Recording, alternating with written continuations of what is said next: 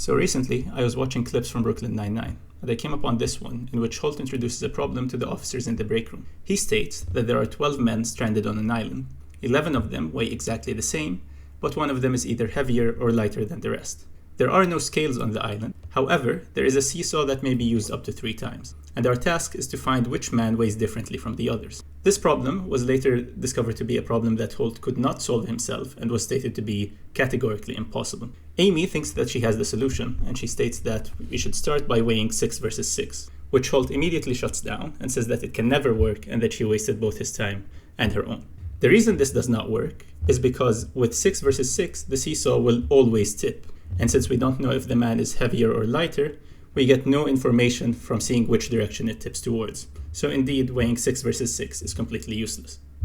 If we think about the different ways that we can partition the groups, then in addition to 2 groups of 6, we can also have 3 groups of 4, 4 groups of 3, 6 groups of 2, and 12 groups of 1, with the last 2 options requiring us to use the seesaw too many times for them to be useful, so they will be eliminated directly. And then, among the remaining 2 options, it's actually better to divide into 3 groups of 4 than 4 groups of 3. And before we start seeing why, keep in mind that the seesaw will now be a binary system, meaning that each time we use it, it will either be balanced or tip to one side, and thus there will be 2 to the 3 or 8 cases to examine in total. Additional cases might show up if we shuffle the people that are standing on the seesaw, and we'll address this when it comes around. So, starting with our first use, let's consider the case where we put 4 versus 4 and the seesaw remains balanced. In this case, our target is none of the 8 people that are actually on the seesaw. Instead, there are 4 people that are on the ground, and our target has to be one of them. So, going to the second use, we just take any 2 of these 4 and weigh them against each other. If the seesaw remains balanced, then that means our target is actually part of the 2 people that are still on the ground. However, we still do not know which one it is. So what we can do for the third use is just take one of these 2 and weigh them against the person that's already on the seesaw, since we have additional information that this is one of the 11 that weighs the same. Now if the seesaw remains balanced, then the person that remained on the ground is our target. And if the seesaw tips over, whether to the left or to the right, it'll be the person that we are looking for. Next, we can go back to the second case and look at what would have happened if the seesaw already tipped. In this case, the 2 people on the ground must weigh the same, and our target is one of the 2 people on the seesaw. Once again, all we have to do is swap out one person on the seesaw with one person on the ground. If the seesaw remains tipped, then that tells us that the person that remained on the seesaw is our target, and that doesn't care whether it tipped to the right or to the left. However, if it's now balanced, then that means that the person we swapped out was actually the target, and we have identified. So, starting from 4 versus 4 where the beam remained balanced, we have identified our target in every possible case. Now we can go back and look at what would have happened if the seesaw had tipped over from the very beginning. In this case, we can eliminate the 4 people on the ground, but we have 8 people who could all be our target.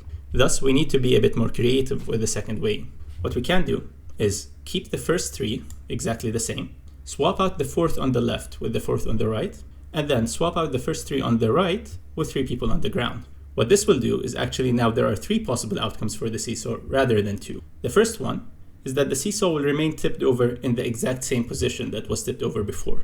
For the sake of argument, let's say that's tipping over to the right. Then in this case, we know that our target must be in the first group, the group that we kept exactly the same.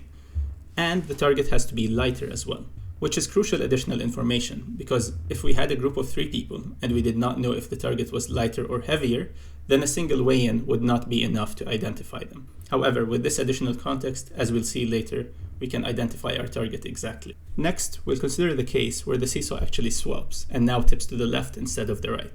In this case, our target must be one of the 2 people that we swapped around on the seesaw. And since it's a group of 2 people, a single weigh-in is enough to identify them, even though we don't know which one of them is lighter or heavier. Lastly, if the seesaw now balances, then it means that our target must be part of the 3 people that we removed from the seesaw. And since it was tipped over to the right, that means our target must be heavier. Now we can proceed to the last use of the seesaw. In the first case, in our group of 3, we can take 2 of them and weigh them against each other. If the seesaw is tipped over, then that means that the lighter person is our target. And if the seesaw is now balanced, then that means the person that's left on the ground is actually. Next, we can go to the case where the seesaw swapped to the other direction.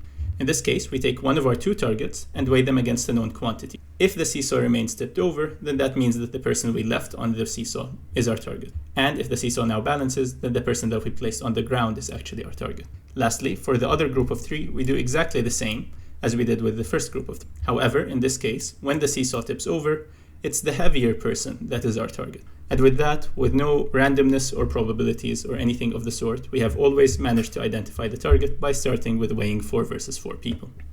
I think this was an enjoyable problem to solve and a nice one to present in a sitcom.